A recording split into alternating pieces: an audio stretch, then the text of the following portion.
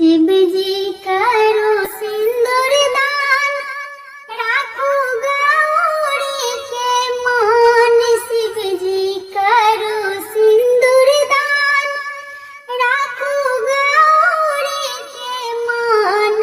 आजो गौरी हेती दान, हेमंत गृह में।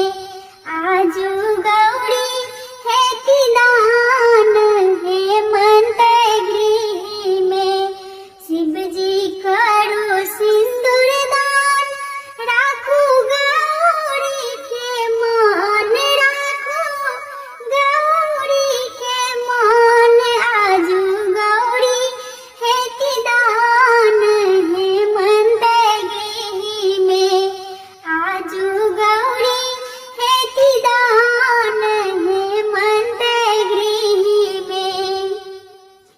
सखी सब गावत शुभ शुभ गान, होय छठ गौरी बीरान। सखी सब गावत मंगल गान, होय छठ गौरी बीरान। होय छठ गौरी बीरान। एखन छोड़ो अपन ध्यान, हेमंत गृह में। एखन छोड़ो अपन ध्यान, हेमंत गृह में। शिव जी करो सिंदूर दान, राखो गौरी के मान। आजो गौरी हेती दान, हेमंत गृह में। आजो गौरी हेती दान, हेमंत गृह में।